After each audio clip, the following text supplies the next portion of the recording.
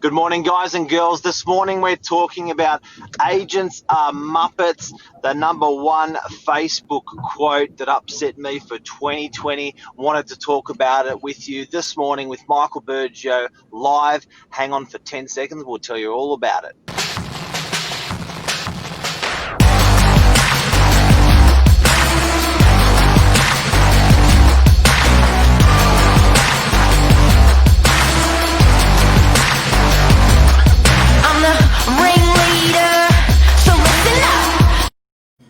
Good morning, everyone. Welcome to Morning Minutes. Myself, Michael Berger, Mark Novak, episode 356. Are agents Muppets? Waste of money, waste of time, or are they invaluable in the selling process? Oh, I was so sad when I saw that comment come through, and I got my war clothes on, and I thought, you know what? Sometimes, you know what they say, sometimes just don't argue with. An I think idiot. some of the other comments in there was, I was like, yeah, it's an idiot. Yeah, don't waste your time. Don't waste your time. But like, Do you want to know the funny thing? I went into the guy's profile, ex-Navy, yeah. and I'm thinking, how does child soldiers sound? Do you know what I mean? Like, put soldiers out into the field that are untrained. You just don't do that. And any profession's the same. What do you reckon? Yeah, especially if you come from an industry where, you know, there's a lot of training, a lot of steps, a lot of processes. And when other people don't do it often, like people, like agents are selling multiple homes a day, a week. It's what they live and breathe. So you would think for someone who's trained so hard for something, they would have appreciation of someone else doing it and would understand that there's good and bad. But there's also, just like in the Navy, there's good and bad soldiers. In real estate, there's good and bad agents. There's good and bad teachers with the same training. So you don't know if someone just doesn't value the services, but generally that's probably because they've had a shit agent, a shit experience. But when we've had Lee Woodward on the show, he goes through the amount of steps of selling a home from start to finish is 246 steps. I think if you asked a lot of owners, they just go, oh yeah, photos, ad, accept an offer, 3 steps. Why am I paying you 30 grand? But there is so much more to it. There is so many opportunities where, think about it this way, if there's 246 steps, but there's 10 steps that can make or lose you money, unless it's hard to put a dollar term exactly on each step.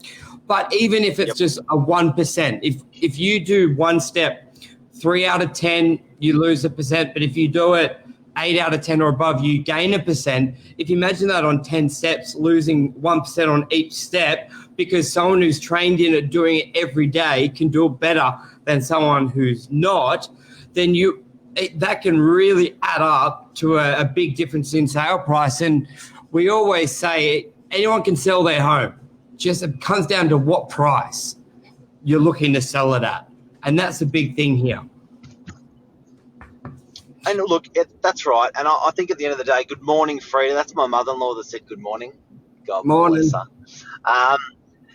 When you say, Michael, there's 246 items, and some of those or all of those could contribute to a greater selling price, I think that's the name of the game. And you don't get dubbed a professional in an industry if you are not good at practicing those processes. And what people are paying for is that you are good because you practice those processes. I'm sure that you could give yourself heart surgery. I'm sure that you can erect a garage or a deck. But at the end of the day, DIY is there for you. Do it yourself, absolutely. But with your biggest asset that you're going to have in your life, do you really want to DIY it yourself? And it's one of those things where people will pay for insurance for a car $1,500 a year, and the car's worth $30,000. They're paying for insurance to be sure to be 100% in the event of something bad happening. that they will be fully covered for the loss. It is the same thing with the property. In the event, so it's $1 million asset, and in the event of you selling it and it doesn't sell well, that's what you could lose $50,000 or $100,000. You have it's almost like an assurance or insurance using a pro to make sure you're maximizing that dollar. That's a good point with the deck, because we always hear people, they try it themselves and then it ends up costing them double to get it done professionally. And I think people just need to respect there's some people better at things than others. And it's almost like staying in your lane. A lot of very successful people we deal with and clients I deal with regularly, they've made their money in doing one thing, but they're brilliant at outsourcing what they're not good at, and allows them to focus at what they're good at. So if you're an accountant, financial planner, yes, you know a lot of the ins and outs about financing, and you may even be good at negotiating deals, but you're not selling real estate every day. So that'd be like someone going from selling cars to vacuums. Like there's always going to be you're not going to be as good on your first sale as you would be on your 50th. So why would you want your own property to be your first sale or second sale? And that doesn't even take into consideration, Mark, the marketing and the buyers. Like, okay, yeah, the functionality, the processes, an owner could do it themselves, but not as good. But think of how many buyers we have, like on speed dial, basically, that are ready to go for certain properties. And I just don't think a lot of owners understand where buyers come from. It's funny, like as funny as it sounds, I think they just all feel like they magically appear each property and probably from realestate.com. But it's not the case. You know what? I used the example the other day, mining of a diamond. So when I show you the diamond, I say this is worth $5,000. You go, what? This is worth $10,000. You go, what? But at the end of the day, to mine that diamond potentially took thousands of hours, thousands of dollars to surface that one little. They sifted through a whole bunch of coal to find that one piece of diamond that you purchase. And it's not the hour that the guy walked to the bottom of the diamond, picked up the diamond and walked back to the top and said, there you go, mate, there's your diamond. It's the thousands of dollars and thousands of hours sifting through all of that coal to find that one diamond that you're buying. So it's very important. I know I was selling a property for an electrician the other day, and I think the electrician couldn't get his head around an agent's fee because he's going, mate, you've done 2 opens and you're charging 30 grand. I don't get it. I'd love to get paid that much for doing two open houses. And until we sit down as an industry or as professionals and say, hang on a sec, it's 2 opens plus 25 years. Yeah. That's why you're paying. That's why you're paying what you're paying. Is like, and going through those examples. But Michael, a really, really cool I lost my train of thought next. That's right. And I tell you where people also don't understand as well. How often do you get a buyer just buy the first property they see? It rarely happens. A buyer generally needs to see 3, 4, 5 properties. So if you're selling your own, a benefit that we have here, and we do it all the time, where you put a buyer in your car, you get that rapport, you show them 5 properties in a day, back to back, so they can understand the market, they can understand what they like. So for someone thinking about selling the property themselves, let's say you do marketing and you do find that buyer, but with our experience, we understand that you need to show them 5 properties. So if you're only selling your own home, how are you going to show them 5 properties so they can come up with the decision? You can't. So they're going to go to 4 other open homes, meet 4 trained professionals, all wanting to sell that property to them. And then there's going to be yourself. And imagine the other agent selling their home, puts that buyer in a car, shows them 4 other listings. The buyer spends the day with them, and they're more likely to buy that property. So there's so many steps along the way, which goes to what your point is, Mark, where, yeah, we showed that buyer your property twice. but we showed them 20 other properties over the year. We spent 50 hours with them, 50 emails, spoke to them every 3 days at no cost, remember? And then we sell them your property. So where does it end and begin, sort of thing? And a lot of people don't understand that. And two, that can be people's ignorance, but also that's what makes the difference between a good agent and a great agent,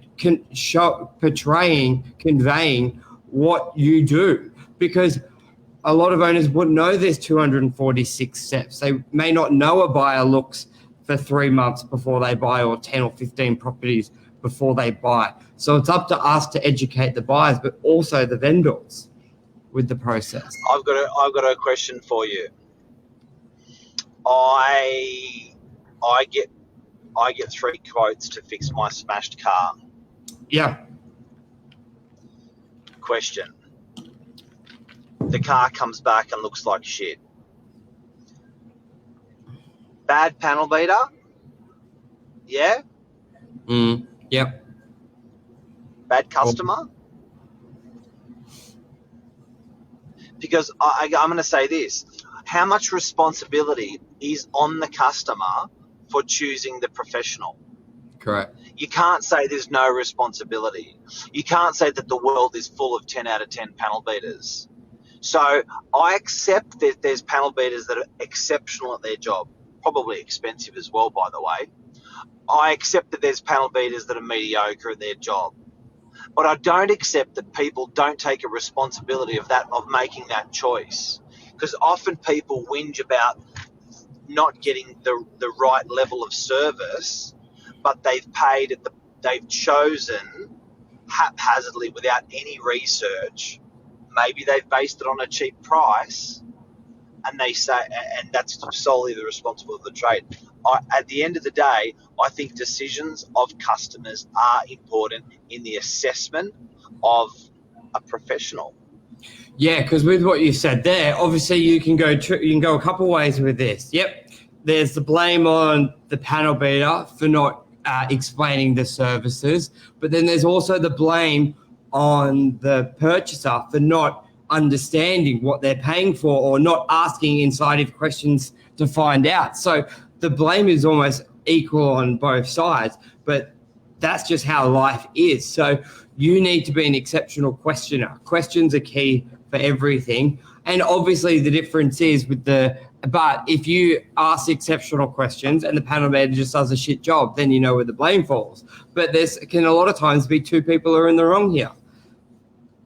But I think referral systems are very good for that reason. Yes. You know, like when you need to get something made, fixed, sold, purchased, cars, which car do I buy, whatever. I think talking to people and getting referrals off the back of that's super important. If you don't do it, you're gonna get slapped on the bum. Your decision's going to be harder in selecting anything. Talk to people, research online, research reviews, research common sense tactics as to your selection of whatever you're going to be buying before you make your decision. And often people whinge about the end result, which is the pro, or they're not going to use the pro. But I think they simply haven't done a common sense approach in that selection process up front. So sometimes you're right, maybe it is 50-50, but could be dumb agent, could be dumb seller. Do you know what I mean? Like just silly, shouldn't have made that decision. Yeah. And it's one of those things, like you just got to, that you can never ask too many questions from both sides. So that's where you go there. Anything else you want to add on to this beautiful Saturday morning, Mr. Novak? Oh, blue skies. Mate, that's it. I think a little bit of a sad day. We had one of our sales reps leave our business, and one of our sales support guys leave our business. Together, they shared 30 years of Novak. So I wanted to say, see you later, alligator. Love your work, and it hurts, but it's exciting for them. Yeah. Which you share that excitement for. It's exciting for us because it makes way for fresh new blood and opportunities in the business. But thank you very much Mr. Gutsios and Gail Couchy for their And hard it's work. Gail's birthday today as well, so I wish her a happy birthday. Who's? Gail's birthday as well. Hey. Yeah, so we'll see. But alrighty, everyone. I think she's 50. She's 50 today? No. Not sure. How old is she today? I don't know. I'll see on Facebook. Yeah. Anyway, all right. Thanks, everyone. Morning, Luke. Morning, Emma. Take care, guys. Cheers. Bye. See you, man. See you. Bye-bye.